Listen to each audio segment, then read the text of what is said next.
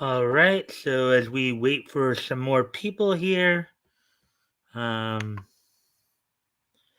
we can get some more people to show up. Hopefully, they'll show up soon.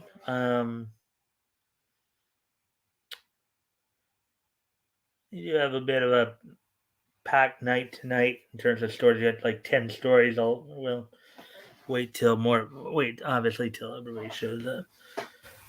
Or wait for people to start showing up here. On and on and on and on.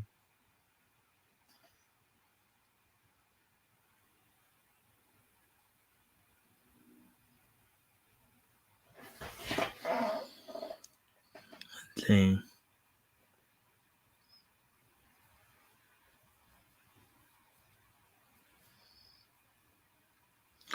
Charlie Brown, Charlie Brown, you're such a clown. Yeah, Charlie Brown.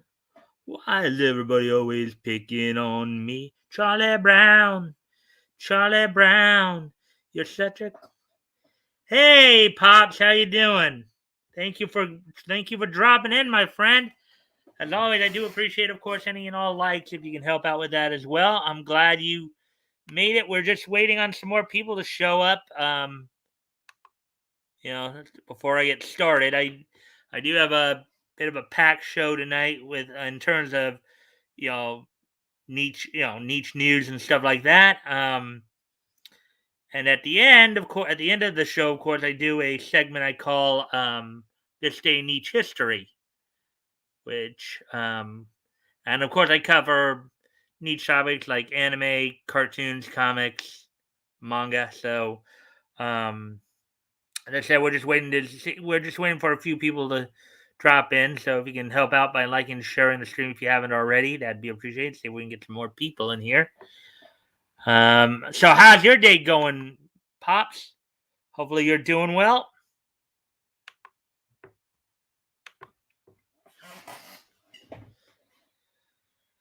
Hmm.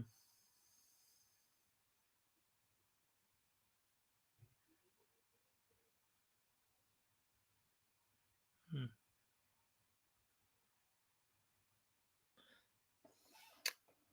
Living the dream. Yeah, aren't we all? uh, yeah.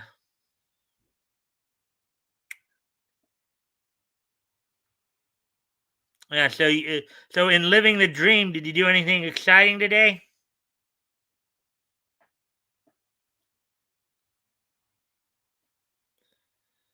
Do anything fun, exciting, or anything like that?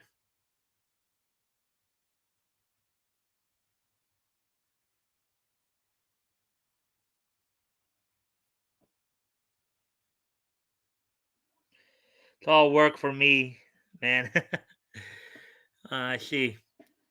Yeah, I did actually subscribe to you as well, so so you might see me pop in on promoting the indies all day, every day. Yeah, that's what I hear you do. I've seen you on RJ's site quite a bit. I know you've probably seen me on the open mic nights. I mean, I may have known RJ for most of this year, just due in part because when he was interviewing Mr. Hop a while back, my name was mentioned. So appreciate it. Hmm. Now it looks like we have a third person in here. So hello, third person. Hopefully you're doing well today. Oh wow! With this at this rate, we already got 5 people up. We might just as well get started. So always, guys, I do appreciate any and all likes and shares if you can help out with that. See if we can get some more people in here. Um, yeah, we got 5 people watching, so I might as well then start talking about what we're going to be looking at tonight. So um, I've got 10 stories to go over tonight, all from CBR. Um, I'm actually going to start on the anime. Normally, I do comics first, but I'm going to do the anime stories first, just simply because one of the stories, if I hadn't locked it in, I might have lost it because it was like at the very bottom of the list, and it was like probably it might have got you know rotated out. So, but we'll be doing as I said, 10 stories tonight. 5 of them anime related, 5 of them comics related. Couple of passings to report on. Also, some trailers coming out from Funimation and Crunchyroll. Um, hey, Dave, how you doing, man? Evening, Mike. Evening, Dave. As always, Dave, if you can help with the likes and shares, that'd be appreciated, my friend. See if we can get some more people in here. I see. Also, another interesting, also some other interesting notes that I have. Of course, Wonder Woman is apparently being inducted into the Comics Hall of Fame for the in the creations wing, basically in the characters wing. So that will.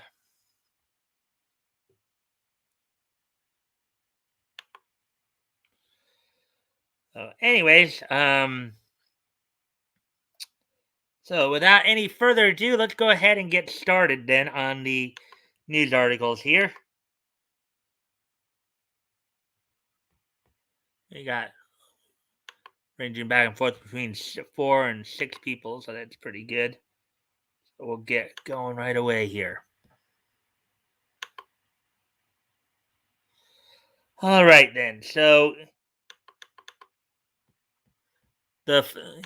here's the first note. Gogo 13 creator Takao Saito passes away at age 84. Okay, the headline says 84, but the first line here says 83. Gogo 13, I watched the anime a while back. It's a pretty good anime. It's basically follows the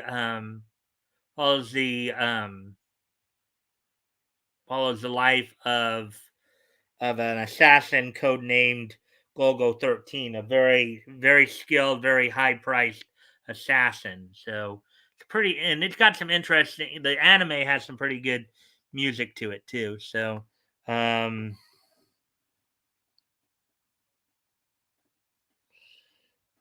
um, well, hopefully you're getting some good rest, Dave. Um,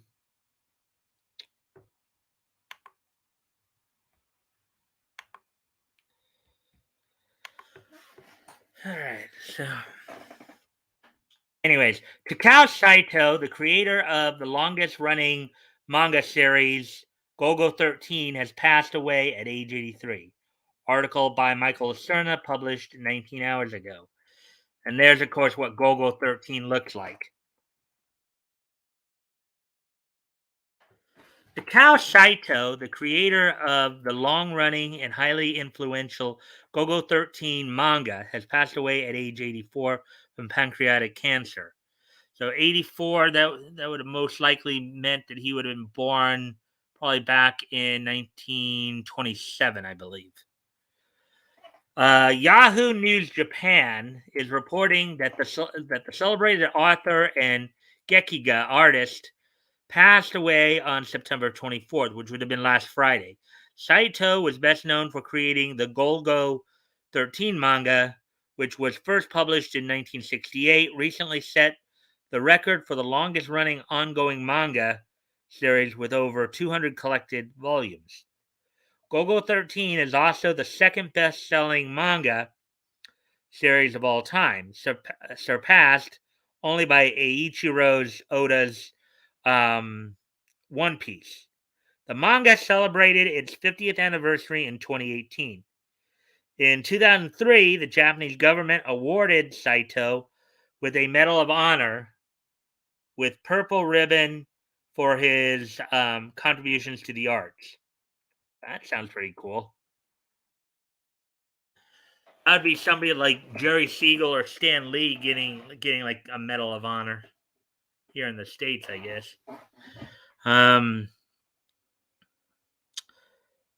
Saito's epic told the story of a legendary assassin with the code name Gogo 13, who is also known by a pseudonym Duke Togo. not to be confused with professional wrestler Dick Togo, of course. Willing to kill anyone for the right price, Gogo 13 documented the hitman's many missions as he drew the ire of virtually every government and security organization in the world. Gogo 13 was adapted numerous times to other media during its long run, including two live action movies in 1973 and 1970. Yeah, it sounds like it would be a movie that would be a big hit live action wise.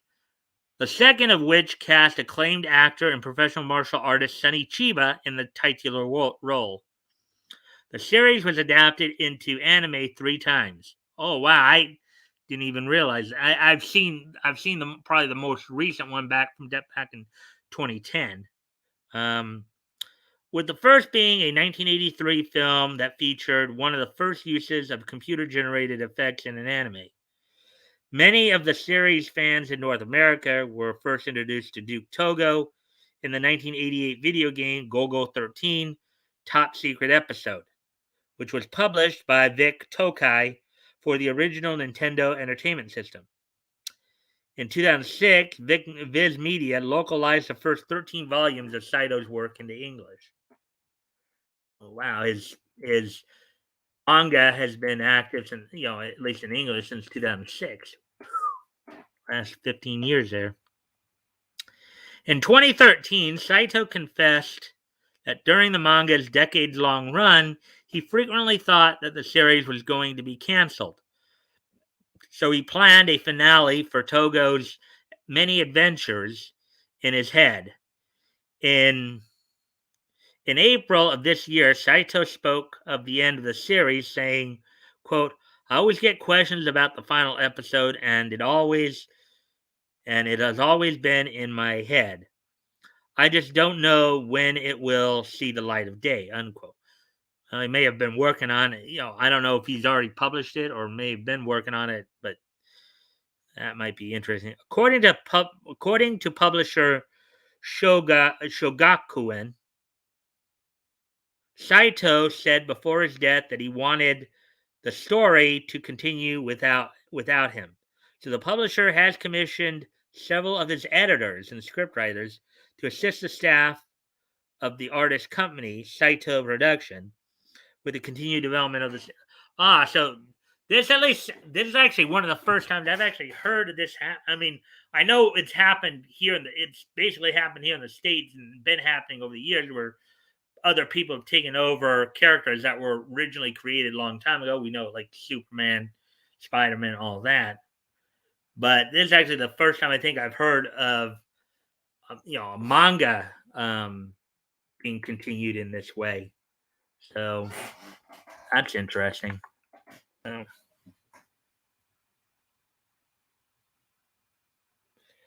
let's see. Howdy, bye. Hello, Obero. Finally, okay. Um, he's famous for using crappy yeah. Hey, Dave. Just kidding.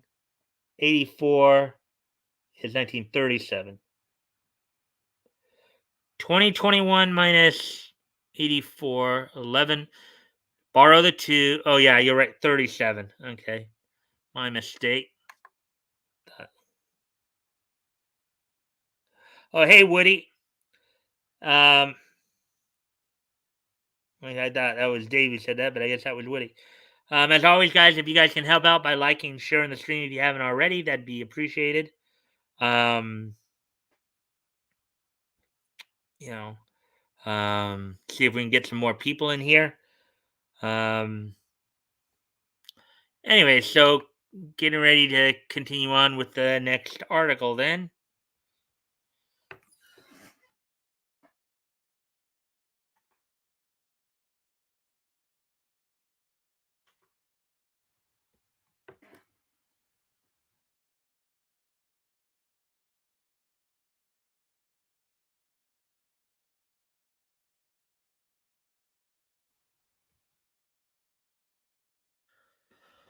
All right, so here's the next story we're gonna cover here. There's a trailer for a Crunchyroll production. Um,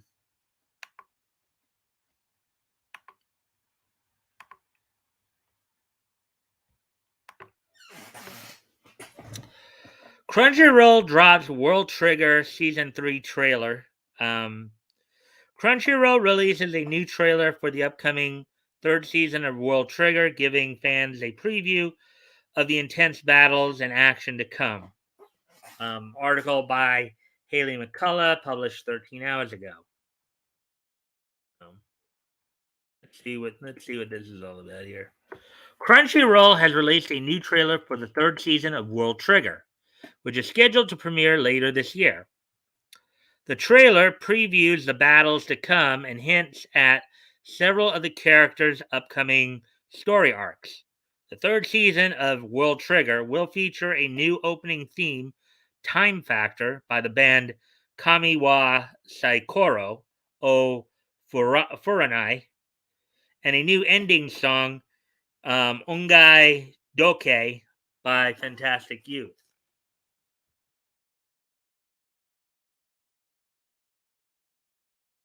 And there's a look at the trailer. If you guys, I think it's on YouTube if you guys want to see it.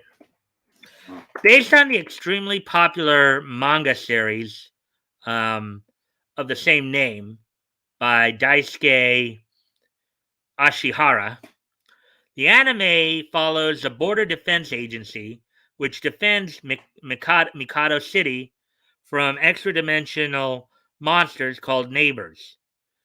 Toei Animation is producing the series with Mitsuru Hongo, Outlaw Star, Tenkai Knights, serving as director. Hiroyuki Yoshino, Mobile Suit Gundam, Iron Blood Orphans, Maji, the Kingdom Magic, overseeing series composition. Hitomi Soruta, Cheer Boys, and Toshihisa Kaya, Ascension of a Bookworm, providing the character designs, and Kenji Kawai, Ghost in the Shell and Mobile Suit Gundam 00, composing the music. The cast includes several veteran voice actors, including now Tomura from Log Horizon, Heibot, Nobunaga Shimazaki, Luban the Third Part 6, Daemon, Tomo Miranaka, Cells at Work, Sword Art Online, and Yuki Kaji, My Hero Academia and Berserk. Seasons 1 and 2 of World Trigger are available to stream on Crunchyroll, and Season 3 is scheduled to premiere on October 9th in Japan on TV Asahi. I think at least Season 1, if not Season 2. I mean, I don't know if you guys like dubs or not. If you guys like, for those who are dub fans, I think at least Season 1 might be out there dubbed. Not 100% sure, but for those who do, in fact, like, the dubs, Season 1 might be available to watch. Anyways, as we get ready to continue on here, we move on to the next story here.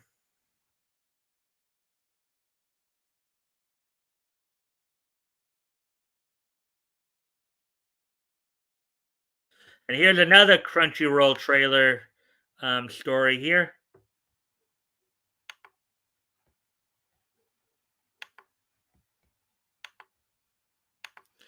Digimon Ghost Game comes to Crunchyroll with new trailer. The latest Digimon anime series, Ghost Game, reveals a new trailer and confirms that it will be simulcast on Crunchyroll's streaming service. Article by Michael Acerna, published 9 hours ago.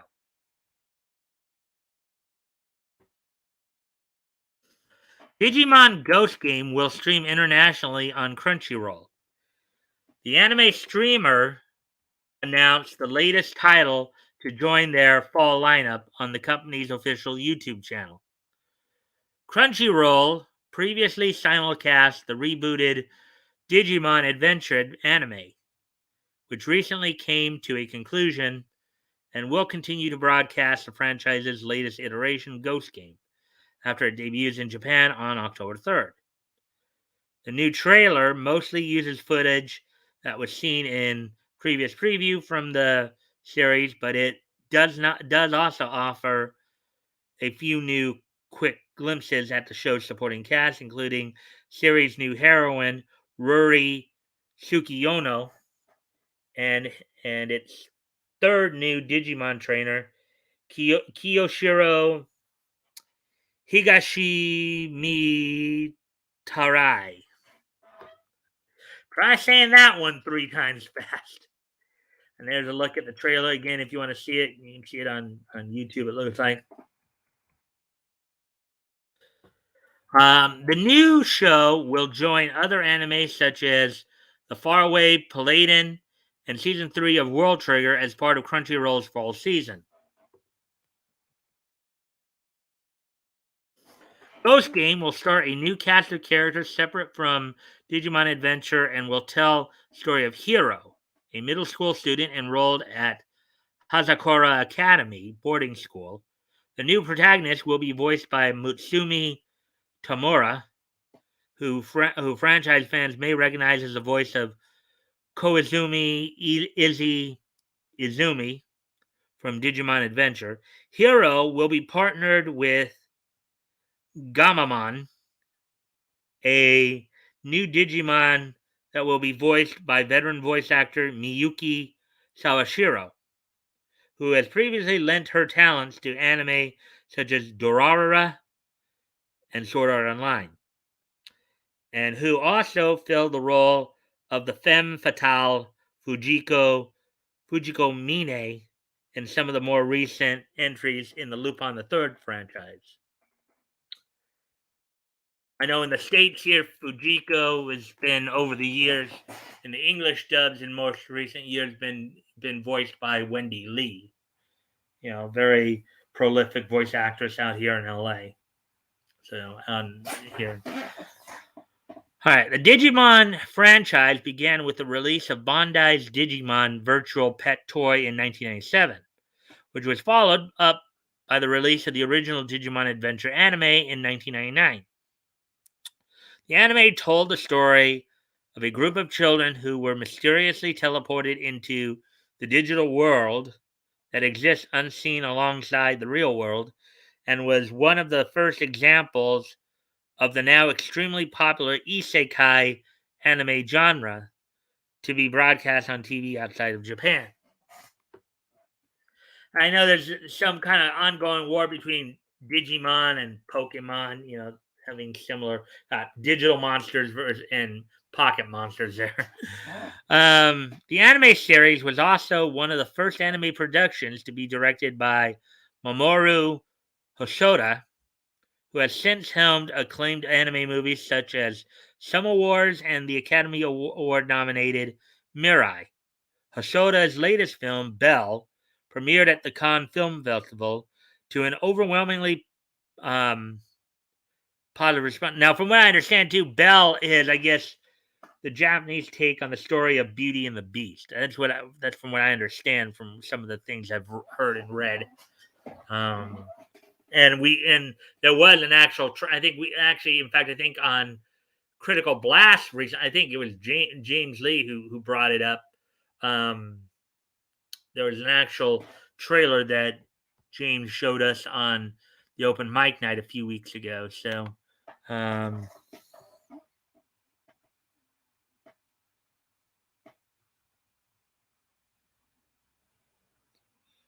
anyways, um,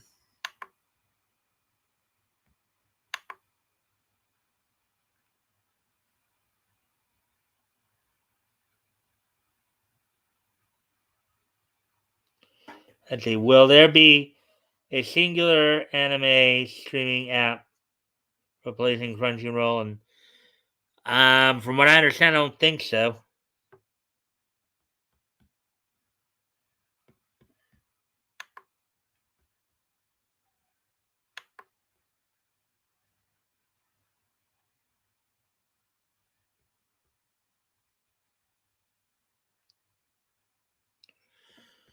Anyways, let's see. Did I get all the? Oh, there's still a couple more lines here. Let's see. The movie debuted in Japan over the summer and is currently the third highest grossing movie of the year in the region, topped only by the latest Detective Conan movie and the finale to the Evangelion series.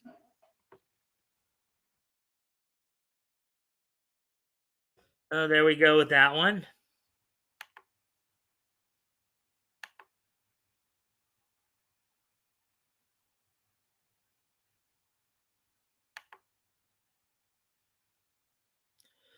All right, so we'll get ready here to move on to the next story then.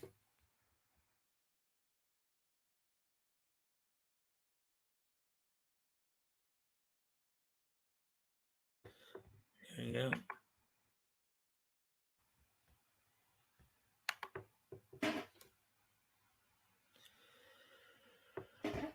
Jujutsu Kaisen art now being sold directly by anime studio Mappa. Animation studio Mappa is now selling a massive 3 foot wide featuring artwork from their adaptation of Gege Akutami's Jujutsu Kaisen. Article by Michael Lacerna published 6 hours ago. Jujutsu Kaisen fans who have about $500 to spare and live in Japan should be very interested in Animation Studio Mappa's latest offer. Studio behind the anime adaptation of Gege Akutami's hit shonen manga, as well as shows such as Attack on Titan and the upcoming Chainsaw Man. So Mappa's starting to become a major player here because Attack on Titan was probably a big hit. Chainsaw Man, we already know the manga's a big hit right now. Jujutsu Kaisen is a pretty pretty big anime right now too.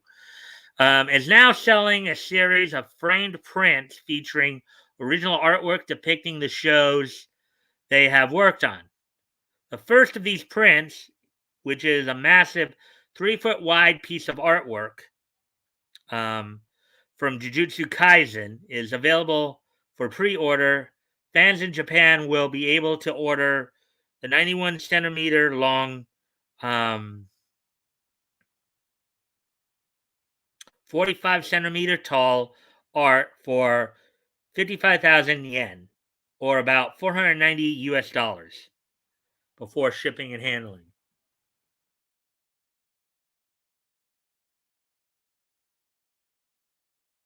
There's a sign of the print right.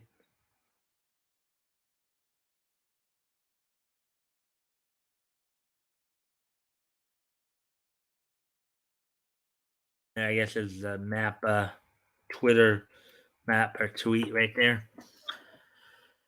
The print depicts Jujutsu Kaisen's central protagonist, Yuji Itadori, battling Ryonin Sukuna, the powerful curse that lives inside of him. The prints will be produced using a new printing technique that reportedly recreates the original artwork with an unmatched level of accuracy and fidelity. Unfortunately, as of right now, Mappa will not ship the prints outside of Japan. Probably don't want to risk them getting damaged or something like that, you would guess. Sometimes when you ship stuff that far away, sometimes there is a chance that it might get roughed up or what have you. The new prints are being released as part of the company's celebration of the 10th anniversary of its founding. Mappa has yet to announce what other series and artwork. So 10 years, so that meant back in 2011 they came into existence. And artwork will be featured in the rest of the series. Mappa's attempts to celebrate its big anniversary were marred somewhat by accusations that the company overworks and underpays its artists. Several months ago, veteran animator Ippei Ichi criticized both Netflix and Mappa for paying their animators a rate that was subsequently below the industry average. Netflix has partnered with MAPPA to produce many of the streaming giant's original anime series. Yeah, in fact, one of the things we read before here too is that, as an almost an answer to that, the people who are working on the Chainsaw Man anime adaptation got a bit of a raise. So, and I think it was a significant raise too, as compared to what they were making. So that's so you sometimes you bring stuff like that to light, and sometimes it can make changes when let's see. Okay, Netflix has partnered with MAPPA to produce many of the streaming giant's original anime series, most notably the samurai fantasy epic Yasuke. Um, Earlier in the year, a different animator who worked on the studio's production of Attack on Titan criticized the company's factory like working conditions and stated that they were pressured by the studio's management to work, quote, till the sun come up, unquote.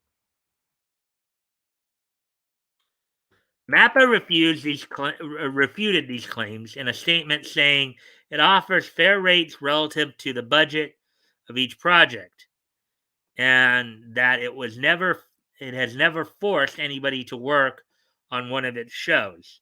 The company also recently announced that it will offer animators who work on the upcoming Chainsaw Man adaptation pay rates and bonus benefits that are well above what is offered by other animation studios. So yeah, so that was kind of probably in response to all this coming out too, most likely. The studio is also currently working on the next entry in the Jujutsu Kaisen franchise, the animated movie Jujutsu Kaisen Zero. The movie is a prequel that tells the story of Yuta Okutsuki, I'm sorry, Yuta Okutsu, a young man who is haunted by the spirit of his childhood friend Rika. Unfortunately for them both, Rika's spirit has become a curse, a malevolent monster that now harms anyone who gets too close to Yuta.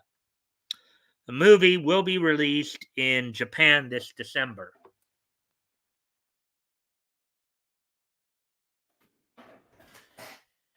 Oh, there we go with that one.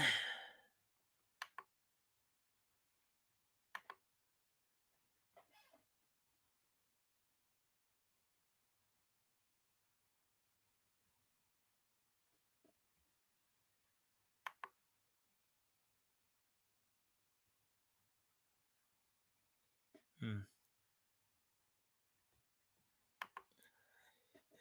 We're not even close to being there yet, BJ.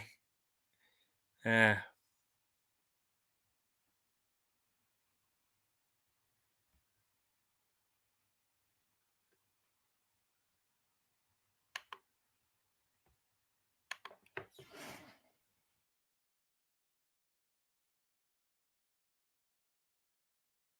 let's see. Let me see if I can find the next story we're going to look at here. All right, we're done with all the. We're done with all the anime stories, I believe. Let's see.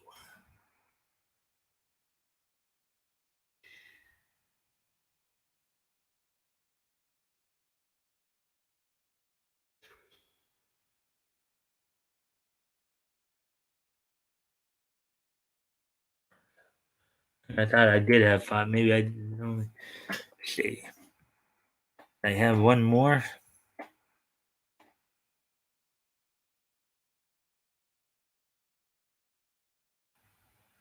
Oh, that one. Kind of skip past one here. Here's another kind of release information. That's right. Sword Art Online Progressive movie lands a theatrical run in the U.S. and Canada. Funimation confirms that it will bring Sword Art Online, um, the movie Progressive, Aria of a Starless Night, to theaters and IMAX this winter. Article by Michael Lacerna. published 8 hours ago. The elaborately titled Sword Art Online, the movie, progressive aria of A Starless Night, will premiere in theaters and IMAX in the United States and Canada before the end of the year.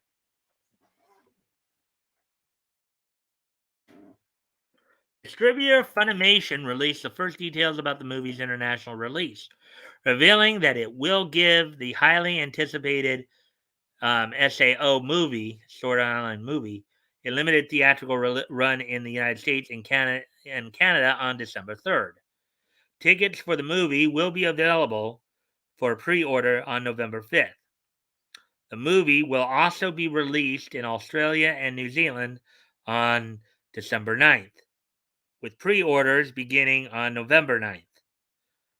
The company also plans to release the movie in the United Kingdom, Ireland, and throughout Latin America at an unspecified later date.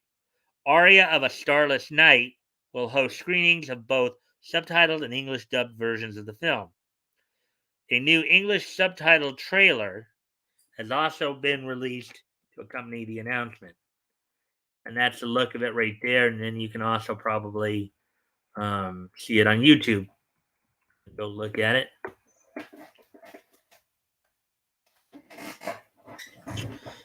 Aria of a Starless Night takes place in the same continuity as Sword Art Online anime series and presents the events from the beginning of the show through the perspective of Asuna, the series' main heroine. A previously released trailer for the movie also showcased a new character to the series, Minori Ayase, who goes by the name Mito within the show's virtual MMORPG. Inase is Asuna's classmate in real life and introduces her to the eponymous game that they eventually become trapped in. When the game starts killing its players, Mito dedicates herself to protecting Asuna shortly before they meet the series' main protagonist, the swordsman Kirito. So this sounds like it's gonna be a bit of a prequel then. A prequel movie. Asuna's original voice actor, Haruka Tomatsu, will return to reprise the role, as will Kirito's voice actor Yoshisugu Matsuoka. Aria of a Starless Night is directed by Ayako Kono, who previously worked on other shonen hits such as Seven Deadly Sins, the movie, and the Bleach franchise. Yuki Kajiura, a veteran anime and video game composer, who previously worked on Sword Art Online TV series as well as Demon Slayer and Tsubasa Reservoir Chronicles, will provide new music for the movie. Singer Lisa, who is best known for performing Demon Slayer's original theme song, Garenge, will also perform on the new theme for the movie entitled Yuke.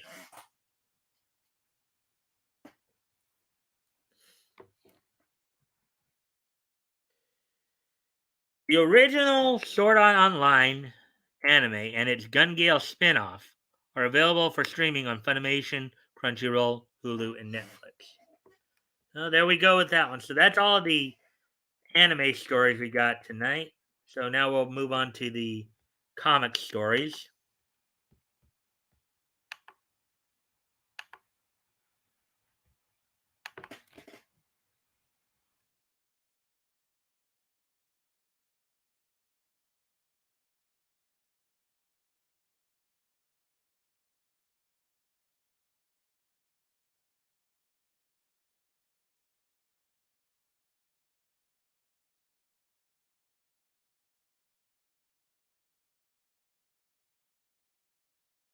Oh, well, looks like we ended up losing one of the stories.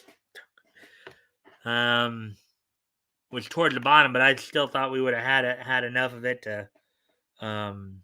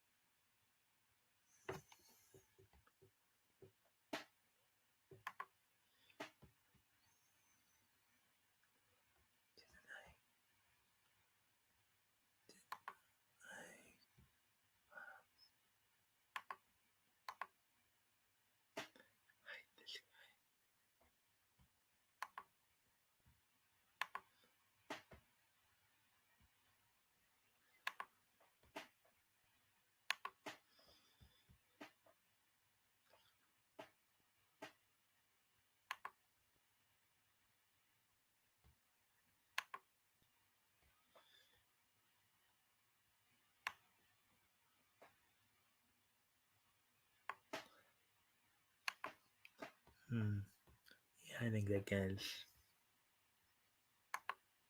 Oh, I'm sorry.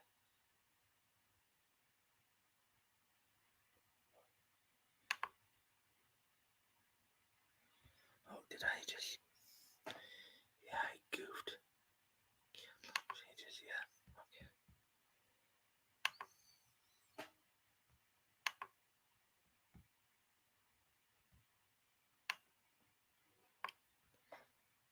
Close. So we snap.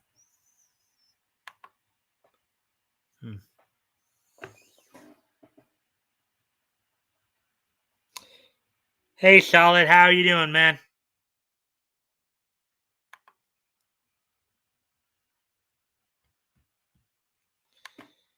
You can help out by liking and sharing the stream. That'd be appreciated.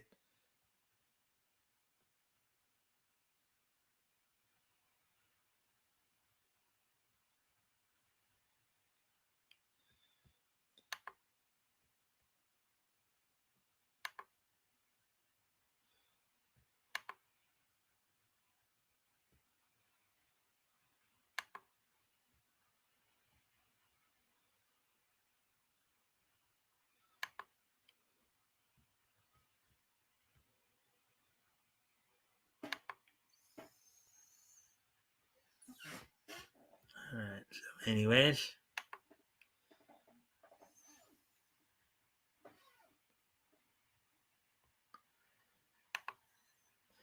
Anyway, so let's move on to the next article here.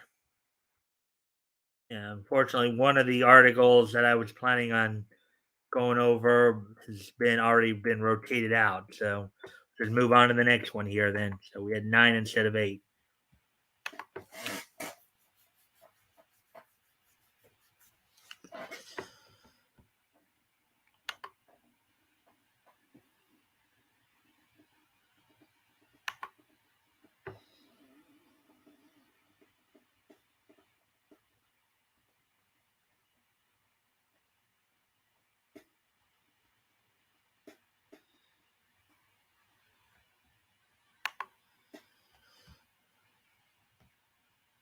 Let me just give me a second.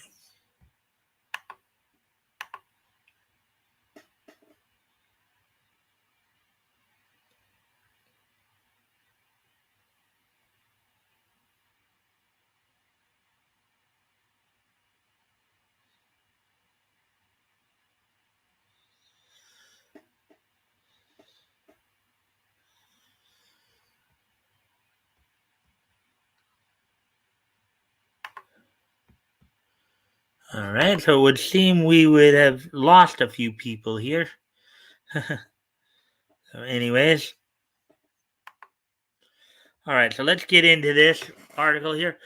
Danny DeVito cast as Wolverine and Alex Ross art. Eisner Award-winning comic artist Alex Ross shares his vision of a Wolverine movie starring Danny DeVito in the title role. Article by Ruben Barron, published 3 days ago.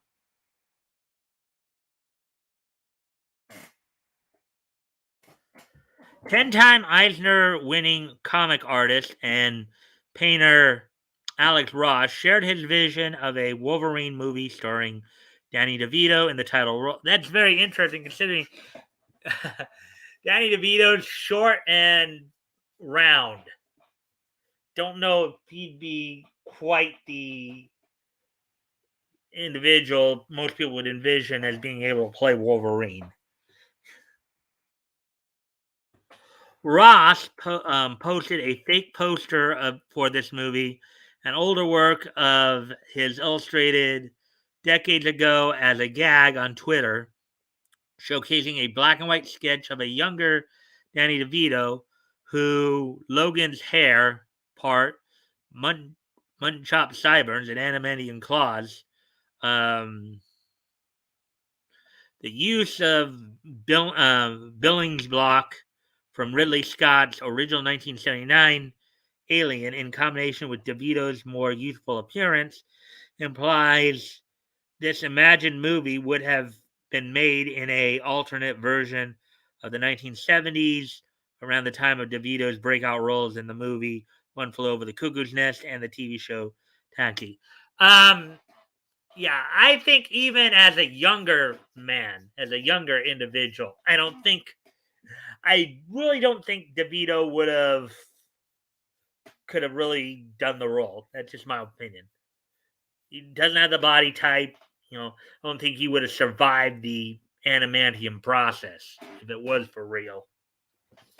So DeVito is also drawn with significantly more muscle, implying he would have to bulk up for the. Well, of course he would, but the fact is he's still short. You know, I think Wolverine was a little taller. Granted, he may not have been as tall as Scott and Gene, but he was still at least considered average height of 5'8". I think Danny DeVito is like 5'4". So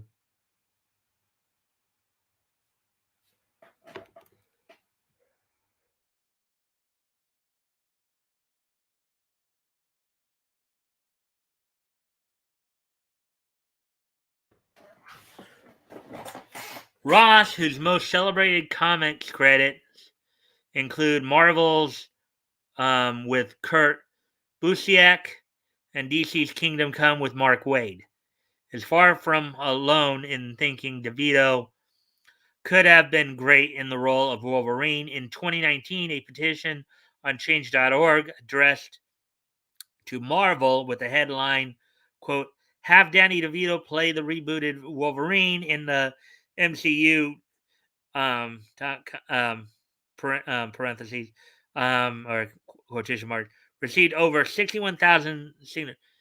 Yeah, this sounds more like a SJW move.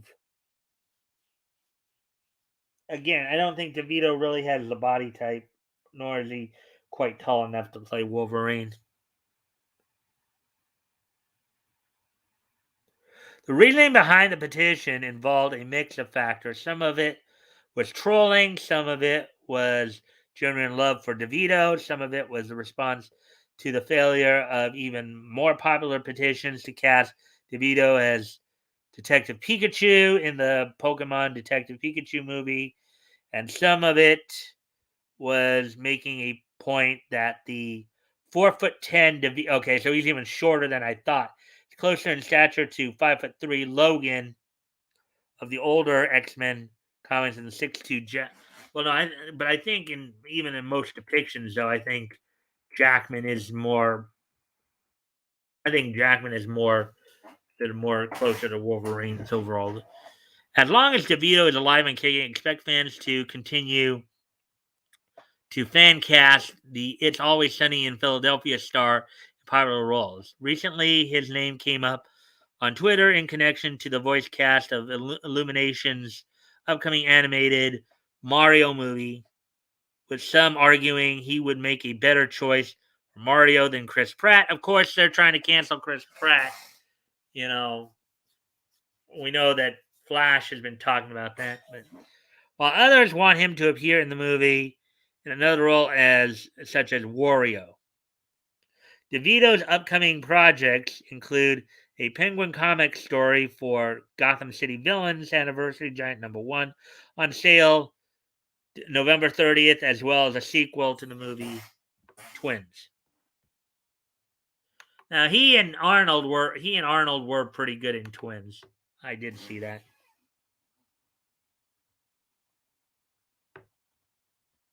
Let's see.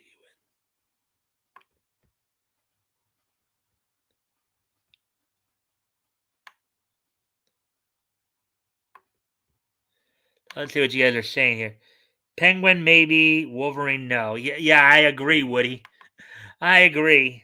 DeVito was in One Flew Over the Cuckoo's Nest. I somehow missed that. Sup, bros, bro daddies. As always, Batcode, if you can help out by liking and sharing the stream, that would really really help. Let's see if we can get some more friendly people in here. He got to be like 100 years old. Hi, Batcoat. I don't know if he's that old, but yeah, you're right. He's probably up there pretty. Oops, did I say that out loud? My bad, sorry. I didn't see you say anything. Sup, bro, daddy? I didn't see you say anything there, Batcoat.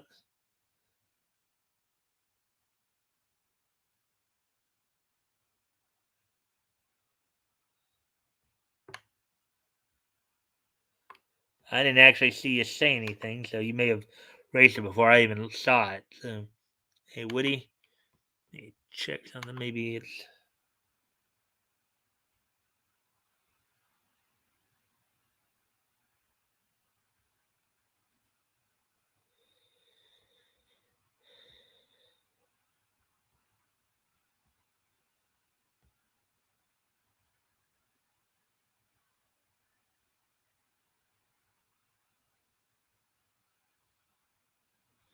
Hmm. Let me see what.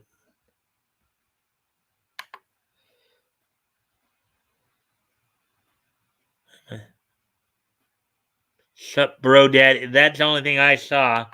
But hey, Woody, what I really want to know, Batcoat, is what's your favorite sandwich?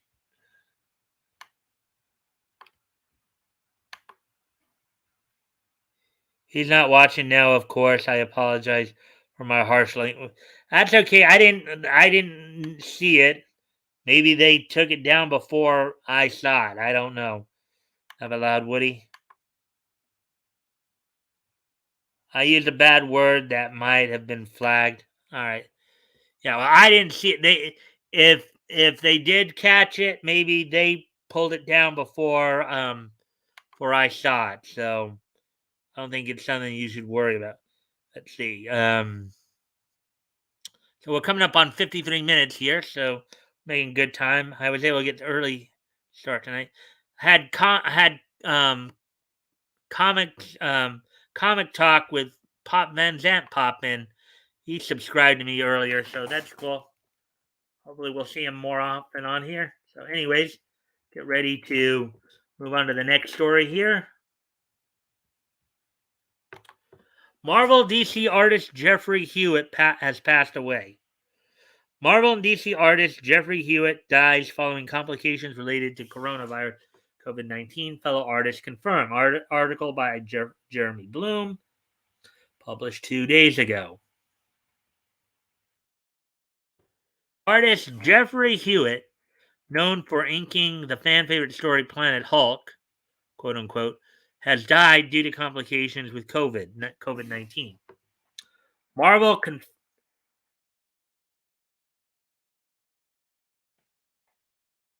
Marvel confirmed news of his death on September 27th, calling him, quote, a talented inker bringing some of the most iconic Marvel characters to life in stories including Incredible Hulk, Iron Man, Fantastic Four, and beyond, unquote.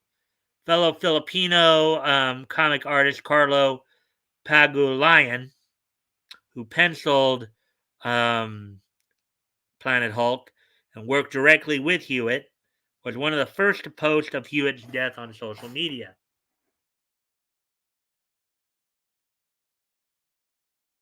And there's, of course, the Marvel Entertainment post. Quote, today we lost an artist and a friend, Jeffrey Hewitt, unquote, Pagulayan wrote in a Facebook tribute posted November 23rd. Quote, Jeff was my partner in Fantastic Four and Planet Hulk and a few other books, but before that, we went to the same school and had the same dream to work in comics. And that we did. Rest in peace, Jeff. I wish I could have been more help.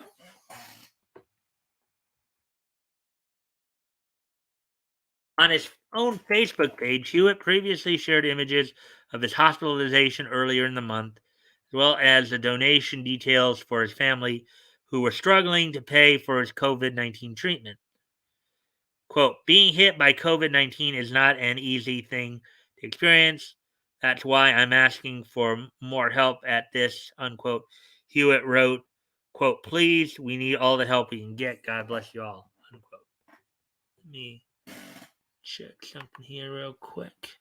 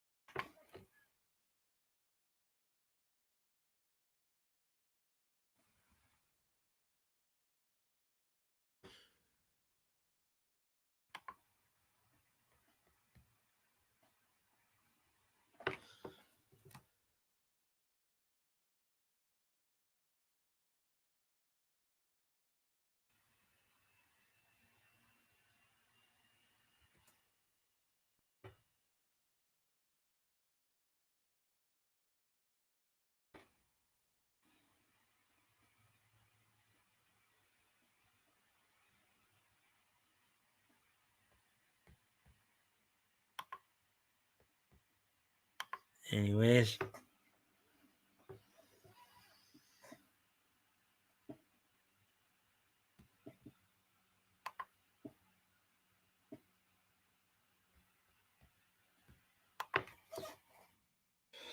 Hewitt's Facebook page is um, currently filled with tributes from other comic artists hailing from the Philippines, including the likes of Miko Surayan, Bloodshot, Reborn, Joker Harley, Criminal Sanity,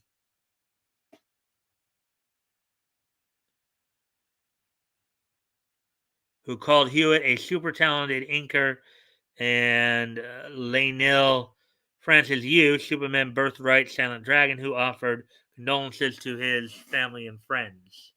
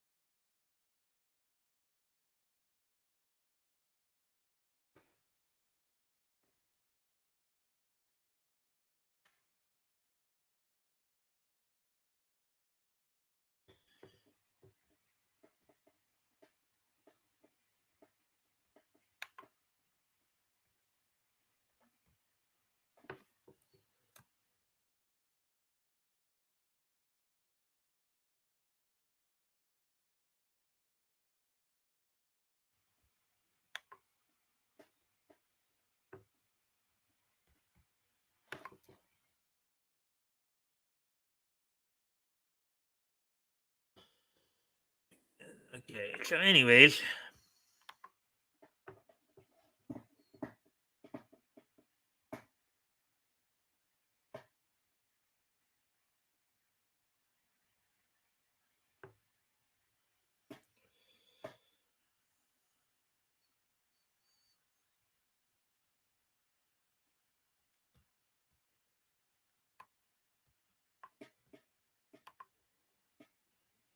sub-sibling sperm contributions. Um, I call the troll a homosexual. Not that there's anything wrong with that, but my guess is you didn't use. My guess is if if if you didn't use the term home based on the conversation here, I'm guessing you didn't use the term homosexual. You used another term, a much shorter term. I'm guessing. Anyways, let's get back to the article, and then we can, I guess, talk a little bit more about that or see what you guys were saying there. Quote: the cost of treatment for COVID-19 here in the Philippines is unfortunately too high and burdens the family even after hospitalization. That situation is inconsiderate, even if you already suffered the loss of a loved one. Unquote. Pagulayan wrote in a follow-up post, adding that he was also accepting PayPal donations for Hewitt's family. Quote, so in behalf of the family, any help you can provide would be most appreciated. I think you meant to say on behalf, not in behalf. Quote, Planet Hulk, unquote, which ran primarily in the pages of The Incredible Hulk from numbers 92 to 105 in 2006 and 2007, might be Hewitt's highest profile project. But the inker also worked on a number of other Marvel titles, ranging from Deadpool and Nova to the Mighty Avengers. He also inked several issues of Animal Man and Birds of Prey during the early years of DC's New 52 initiative. Um, he is survived by his wife and two daughters. Yeah, that's trying to find out more biographical information, but I guess there's none out there on him. Find out how old he was. Before I get to the next article here, let me see what you guys have been talking about here.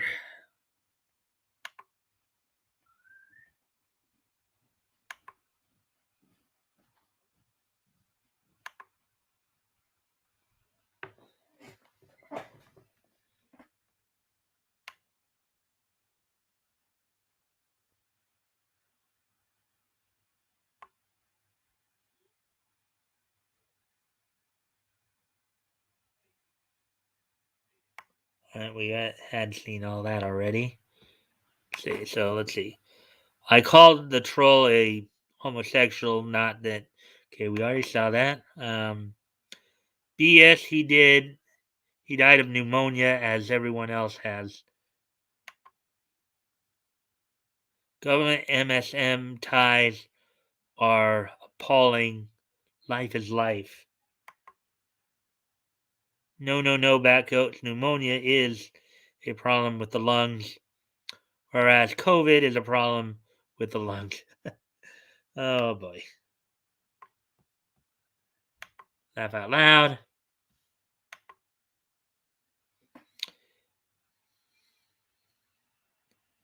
DJ Techo 215 sent a lush letter to his dear auntie. Weird little bleeper I have.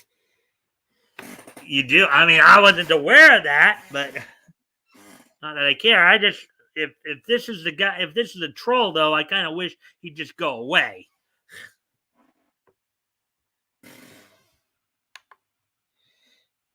Hey, Mike, Dave, Woody, and Becca, how you guys? All right. How about yourself, Leto? Always, if you can help out by liking and sharing the stream, that'd be appreciated, my friend. Um, help,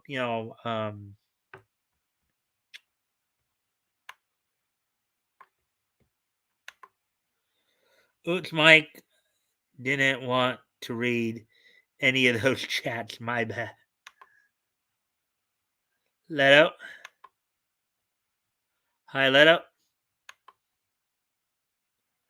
I'm heading to work to make it a good.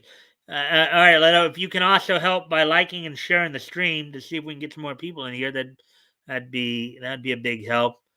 We actually got started pretty early because we actually had 5 people come in, including Comics Talk with Pop Van Zant there. I called him a bundle of sticks, correct. Yeah. Yeah. So I figured, based on how you guys were talking about it. What's up, Woody? So sorry if I didn't say much today. I understand you're off to work, but as I said, if you can help with the likes and shares, that would be appreciated. Cool, Leto. Interesting. I followed up with something about the larval fly, which rhymes, and it's gone too.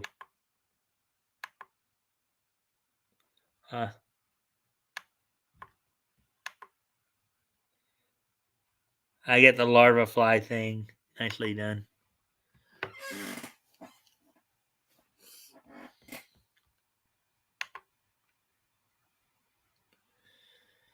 All right.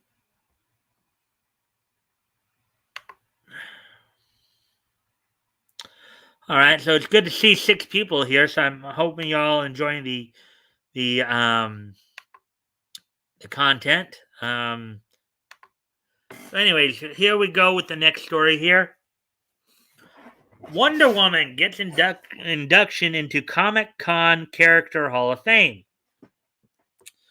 Comic Con Character Hall of Fame is inducting Wonder Woman in a virtual ceremony as part of the DC Heroes 80th anniversary festivities.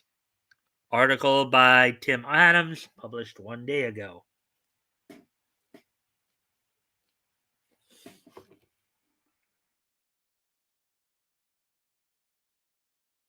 As part of Wonder Woman's 80th anniversary, the iconic DC hero will be included into the Comic Con Character Hall of Fame.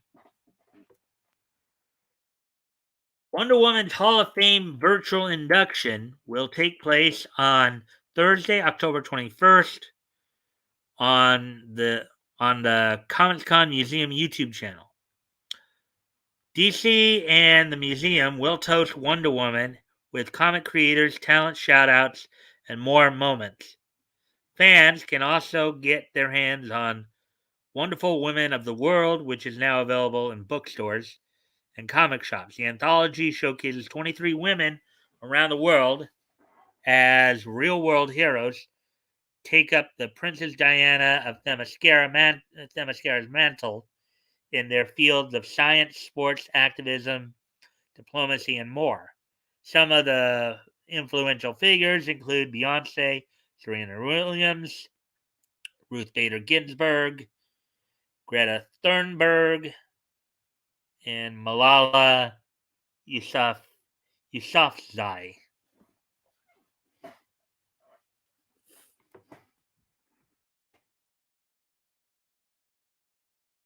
More Wonder Woman comics are also in store with Wonder Woman 80 Years of Amazon Warrior, Wonder Woman 80th Anniversary 100-page Super Spectacular, Nubia, and the Amazons, and Wonder Woman Historia, the Amazons.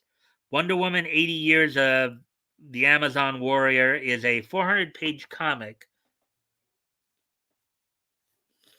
that follows Diana through her first appearance, through some of her most epic battles. The 100-page super spectacular goes on sale October 5th. Includes an art montage by Eisner Award-winning artist Yannick Paquette and colorist Nathan Fairbairn.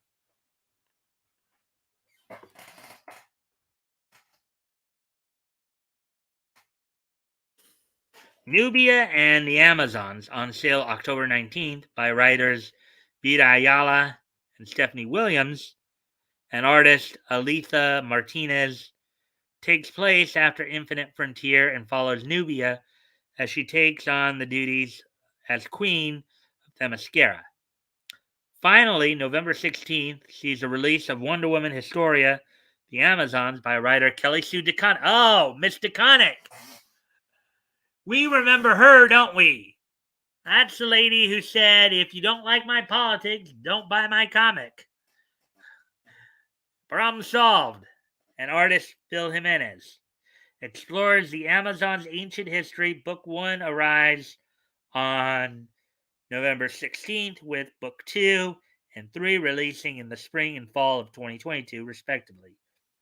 Gene Ha illustrates Book 2, and Nicola Scott illustrates Book 3.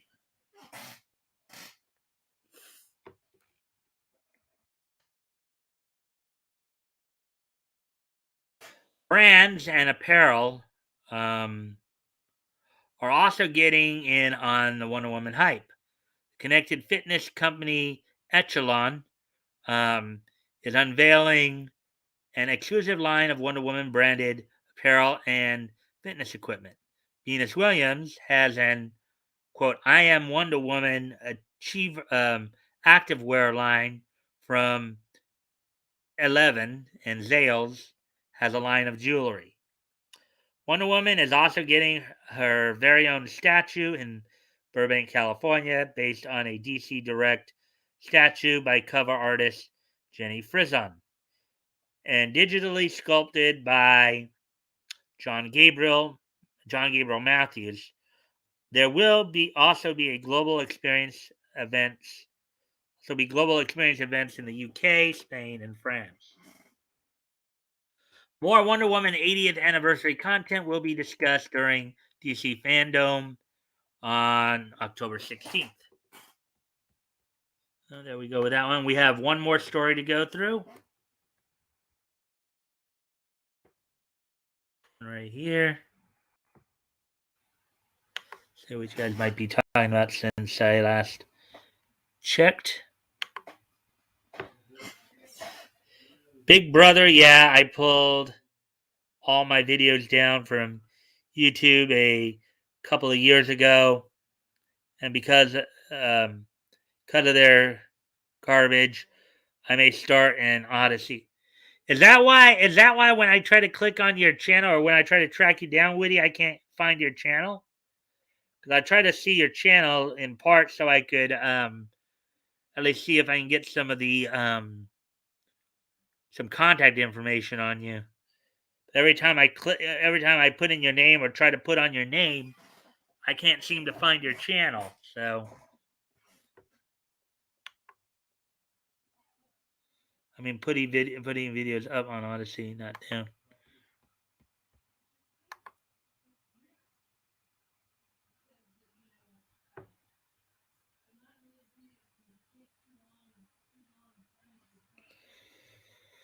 Hmm.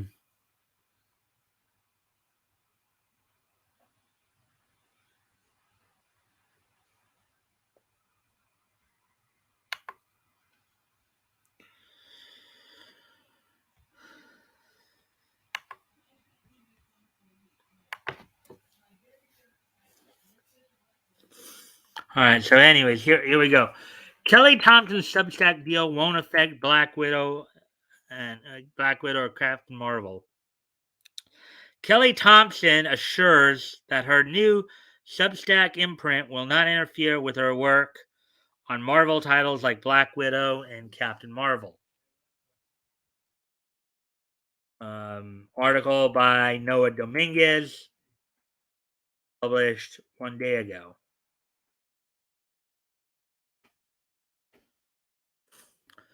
Comic book writer Kelly Thompson recently launched her own Substack imprint 1979 semifinalist with two new creator owned titles, Black Cloak and The Cull. Despite this new venture, however, Thompson assures that her work at Marvel Comics will continue undeterred. In an exclusive interview with CBR, Thompson has asked if she would continue to pen her current Marvel titles while also working on her creator-owned comics for 1979 semifinalist. Quote unquote, exactly, Thompson responded. Quote, I'm still writing Captain Marvel and Black Widow and more. It's Jeff. I'm still on the Amazing Spider-Man team, and I'm even in the early stages of developing something else over there for 2022, and I'm really excited about.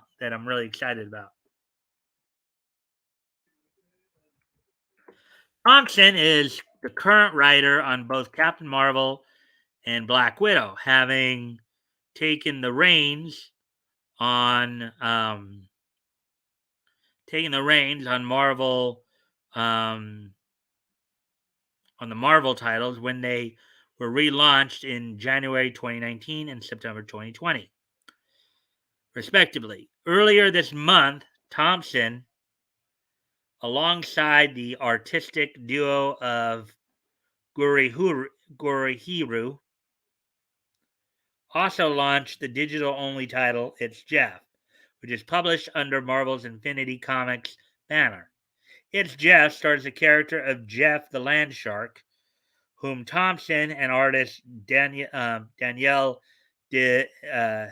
DiCuolo previously introduced within the pages of West Coast Avengers.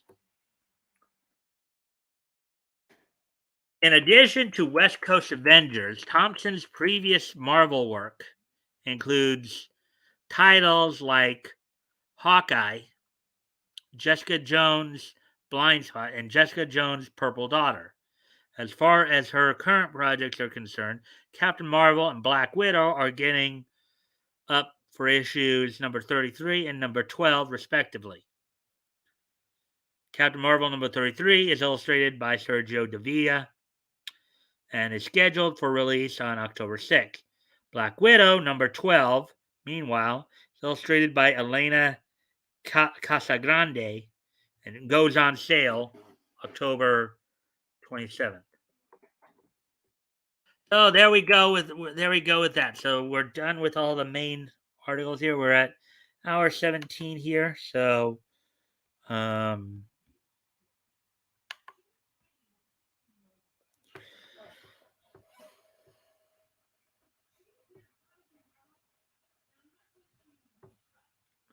let's see now. So let's see what's going on.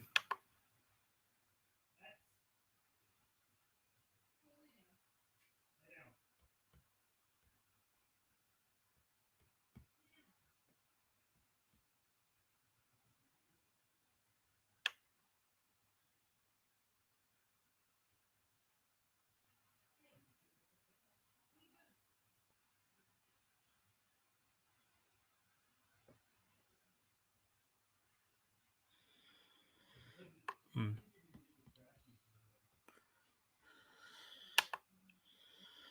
Let's see what you guys have been talking about here the last few minutes here.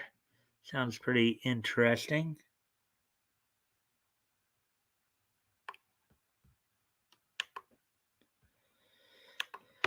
Did you guys know that BJ Teco, Trotber, Poopy Butt, Void Ranger 15, JoJo Man 6036,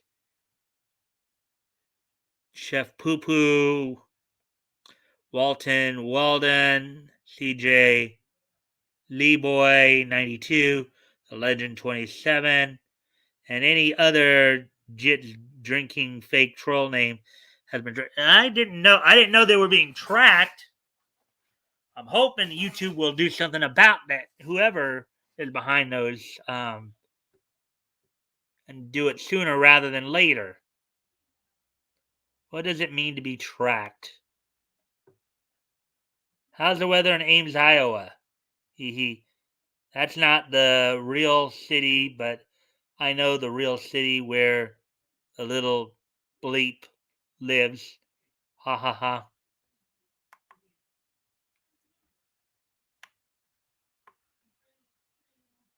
Oh, means I went to websites to figure out where this bleep is. Oh, one website in particular, laugh out loud, has something to do with farms. Wait a minute, kiwi farms? Why would kiwi farms be coming after me? I hardly even talk. I'm. Are you implying that kiwi farms coming after me? If so, why would they?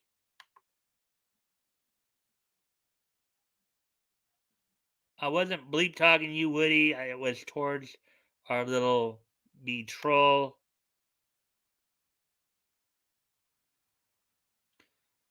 He's peeing himself now. Love it.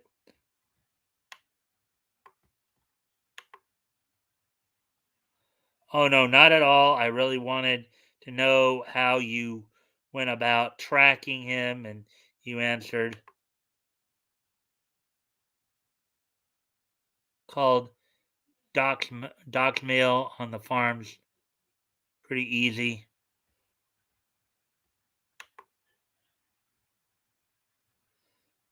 Those little green fuzzy foods. I thought he invented them all for Mike. I went to Kiwi Farms to figure out where the dude is from. Oh, okay. Thank you for the clarification, Backo. You know, can you do something for me, Backo? If you do know, in fact, where he is, can you maybe call the police and maybe, I don't know, have him questioned for harassment or something like that? You know,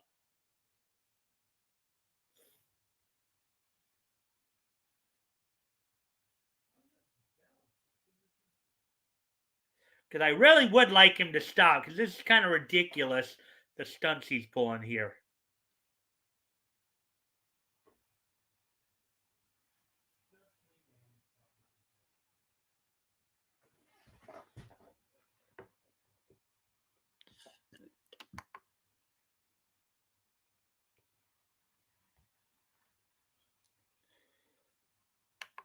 Of course, with any luck, a lot of those dislikes will disappear. Um, Later on tonight, YouTube will probably take them down, but the only problem is they may take down all the likes too. That's what they've been doing.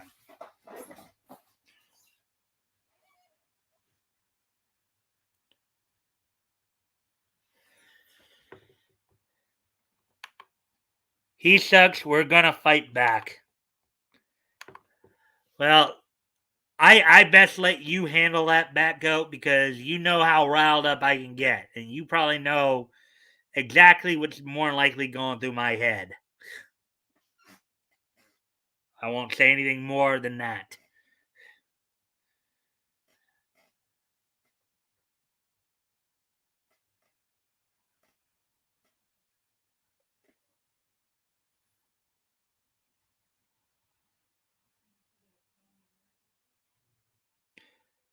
So, so you found out where he lives.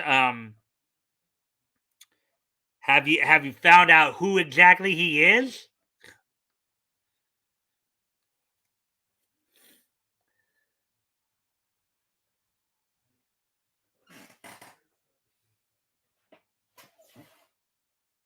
Sure, we can talk more about this on Friday too.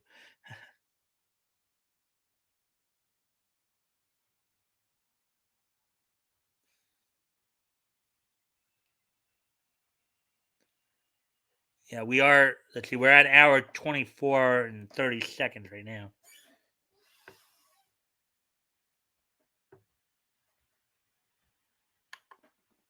Sorry, I've been so quiet. I got this Bluetooth controller for my phone, and it's been less than user friendly. Also, bleep patrol. Yeah. No, just threatening, but maybe I do know. Well, I mean, if you know where he lives, you know, finding out who he is can't be too far behind.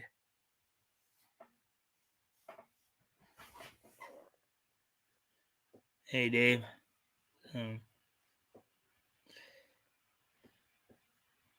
Well, hopefully, with that information back, go. Maybe we can finally put some pressure from fight back and put some pressure on him, maybe to get him to stop.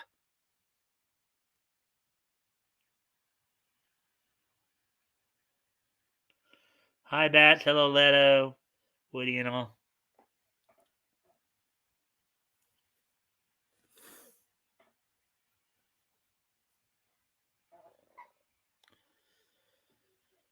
All right, so are you solid?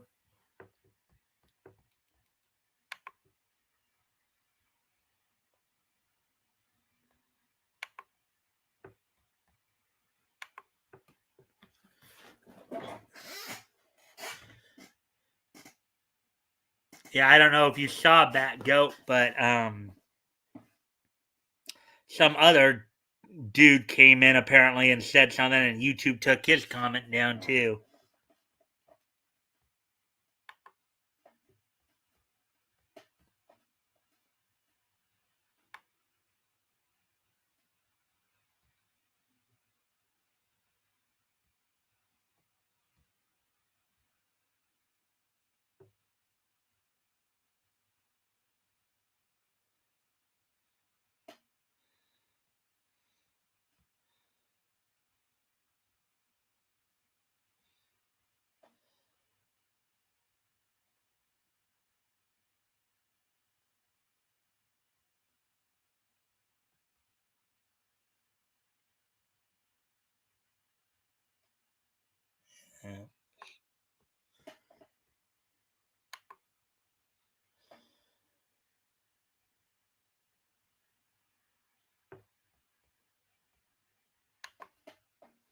Same dude. I track this. Okay.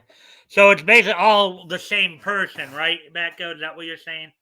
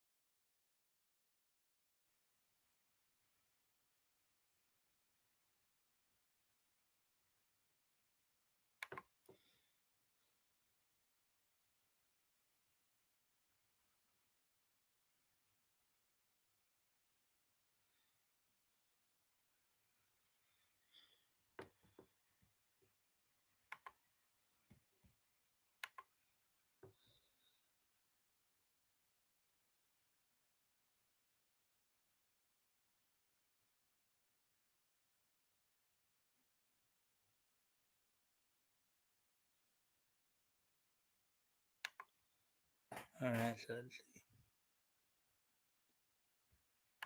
same person, yes. Hot sleep though, guys. Any luck, China will sell its trolls information to a habitual QVC watcher. IBs are surprisingly easy to track. Annoying, but mostly harmless. Well, I wouldn't call harmless. I mean, when I've gone down from a like percentage of like 96.8% to 88.7%, that's not harmless, Woody. That's somebody attacking my channel and just trying to just totally trash my channel. I know people say likes and maybe the likes and like percentage isn't necessarily that big of a deal, but it does say something about your overall content too. I mean, I know RJ is stressed before. It's more about the views than anything else. But having having native reviews on your videos getting ratioed like that for no apparent reason, apparently, than just the little trolls, a little piece of what. Um, it's just bad. Peace, Dave. Good to see you as always.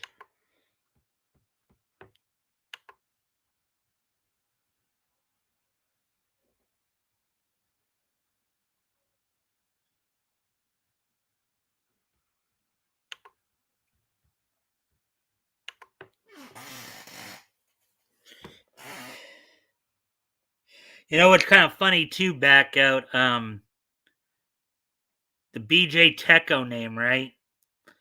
I had finally realized that he was probably a troll and hit him last night, and then he came on with the same name earlier tonight. Thinking I wouldn't know. I mean, there was a different. It looked like there was a different. I mean, I've been wondering about the profile pictures too, because I've been trying to track these guys as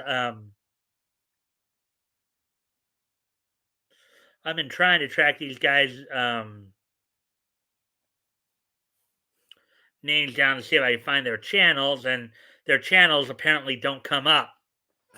Like they're practically non-existent for some reason.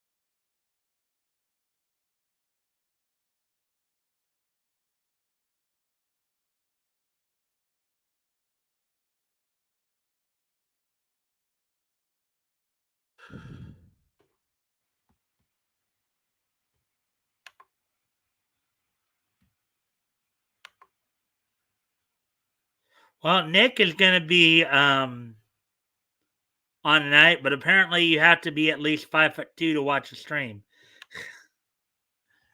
So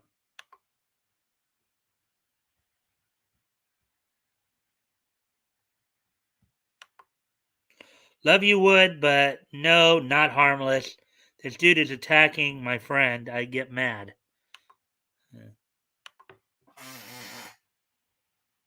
And I'm not too happy about having my channel attacked either. Anyways, guys, I think we put enough energy into that. We're just past the hour and a half mark, so I think it'd be a good time to wrap up. Got through my stories early tonight. I actually picked up a new subscriber tonight, Comics Talk Pops Van Zant. He even dropped in earlier tonight. So, um, anyways, guys, unless there is anything else you guys want to talk about, it might be a good time to start wrapping up. You guys ready for this day in each history?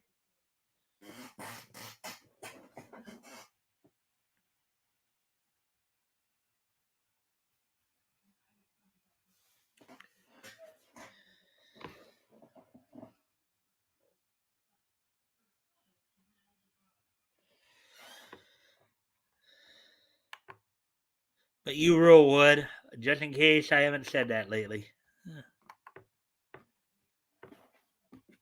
History. All right, Woody, Leto, you guys ready for this day in each history?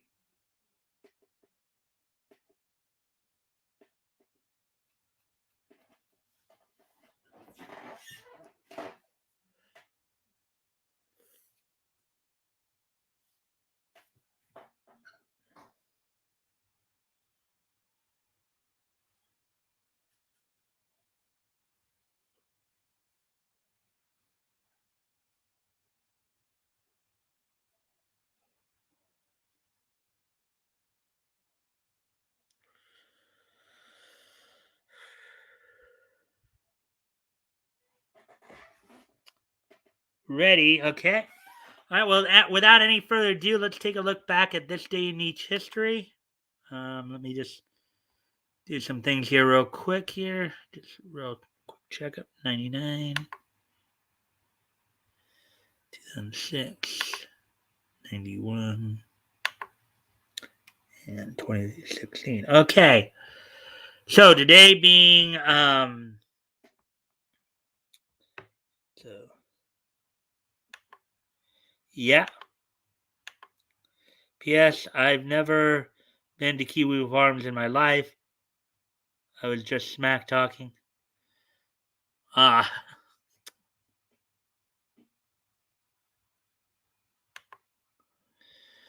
Oh boy.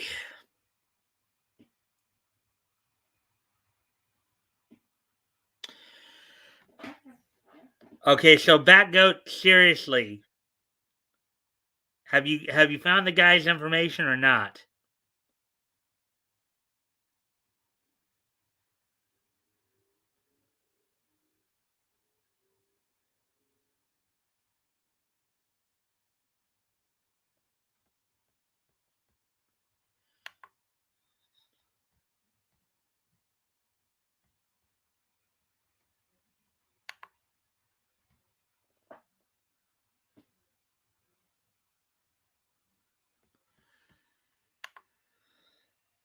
Not. Great. I'm a soft touch. I was a total disaster as a substitute teacher. I wish you had.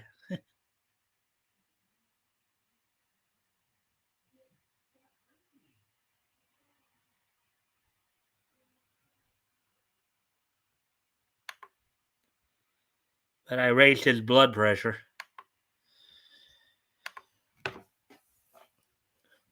Yeah, but you also got me a little excited there too because I was hoping maybe we could finally get rid of this guy.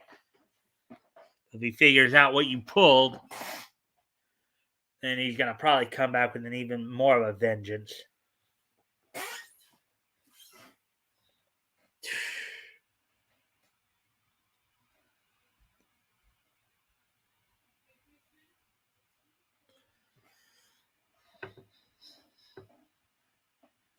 Anyways, let's get to this day in each history, and I'll get to some final announcements here. You know,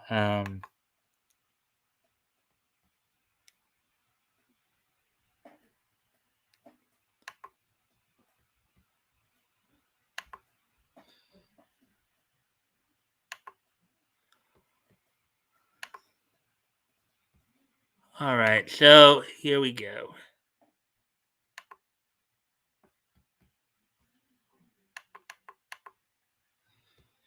All right, so first off, we have another piece of sad news.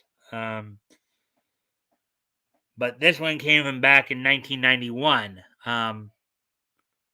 On this date in 1991, Ed Barge, who is an American animator with Harmon Icing, MGM, um,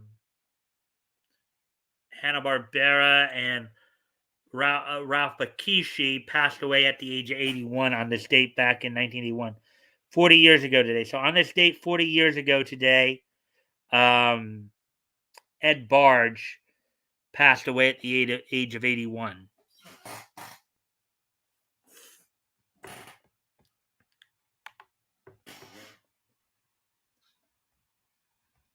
Anyways.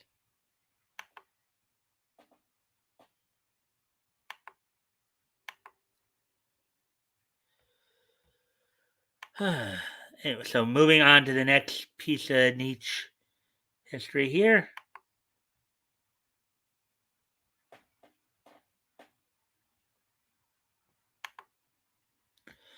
On this date in 1999, which was 22 years ago today, the 45th issue of Archie's Pals and Gals Double Digest went on sale on this date in 1999, which was 22 years ago today. $2.99 was the cover price. It was 192 pages.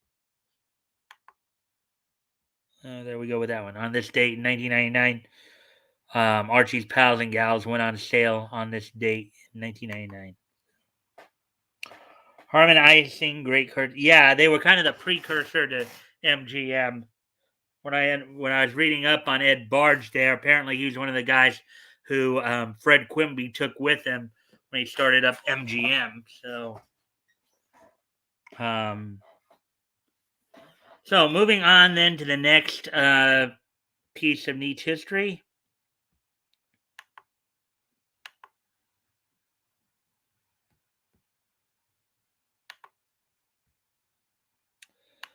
On this date in 2006, 15 years ago today, from Midlothian, Illinois, the first night of the two-night event of the IWA Mid-South Ted Petty Invitational 2006 was held on this date back in 2006. Now, mind you, IWA Mid-South was an independent federation. It was kind of a hardcore federation that was originally founded by Axel Rotten of ECW fame. And just in case you guys don't know the name Ted Petty, you would know him by his ring name, Rocco Rock of Public Enemy. You guys remember back in the 90s, Public Enemy, how they were in the mid 90s, they were part of ECW, part of their tag division. Those were the greatest of cartoons yet. So on this date in 2006, 15 years ago today, the first night of a two-night event of IWA Mid-South Ted Petty Invitation was held in Midlothian, Illinois. During the event, you saw in the main event Eric Cannon defeat B-Boy. Among some other notables included Claudio Castagnoli, better known to current fans as Cesario in the WWE, defeated Kevin Steen, better known as Kevin Owens. Let's see. Among the other, Chris Hero defeated Ricky Reyes. From this point, future NWA World Junior Heavyweight Champion Mike Quackenbush would defeat future NWA World Heavyweight Champion Colt Cabana on this night. So, granted, most of these names you guys probably never heard of before, or if you had seen them wrestle, they were under different names. But so on this date back 15 years ago today, IWA Mid-South's Ted Petty Invitation, the first night of the two-night event took place.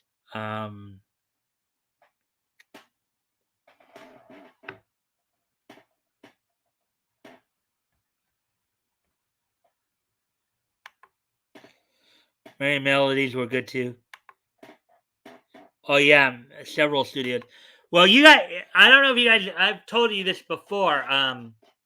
No, you guys probably don't have cable though. But MeTV has been showing a lot of the older, like in particular, like Looney Tunes, MGM, Harmon Icing, Fleischer Studios, the Patty Frailing, and even old episodes of the Flintstones and Jetsons from Hanna-Barbera.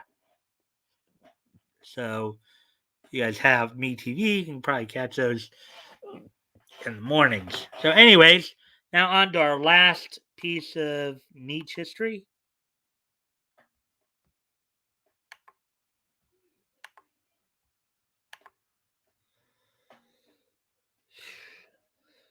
On this date, 5 years ago today, in 2016,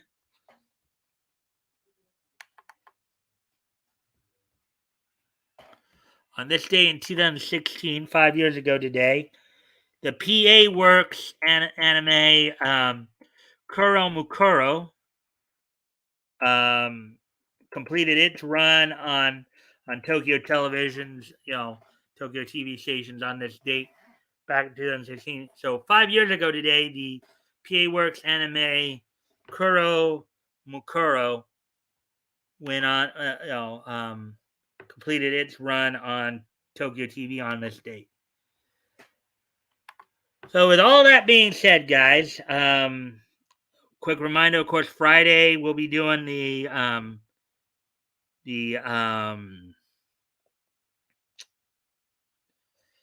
we'll be doing the historical comics retrospect. We'll be looking at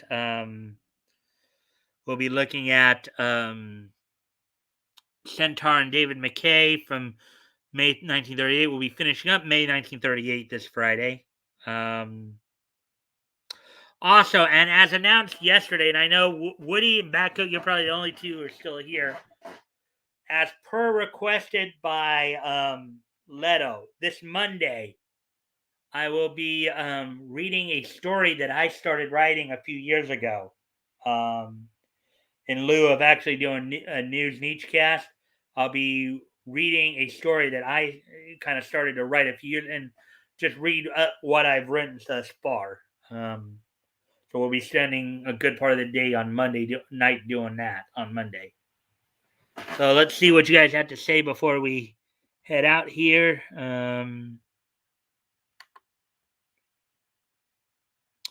But yeah, Termite Terrace Gang probably are the kings. Hanna-Barbera came out of the pack ready for television. Well, yeah, they were coming into at the time of where television was starting to start there, back out. Oh. Petey, as in Pink. Yes, that's what I'm talking about.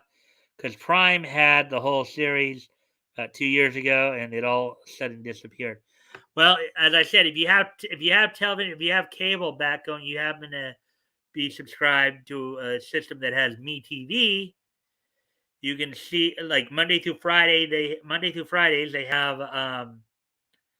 have Tune In With Me on. Well, see, it's 7 p.m. here Pacific, so I don't know what it would be on in your time. And on Saturday mornings from 7 to 8, they have the Popeye Pink Panther party on from 7 to 8 on Saturday morning. So HB is king. Sounds cool. I'm a stream only guy. All right. So, anyways, guys, thank you guys for being here. And I hope to see you all back here tomorrow. Bye.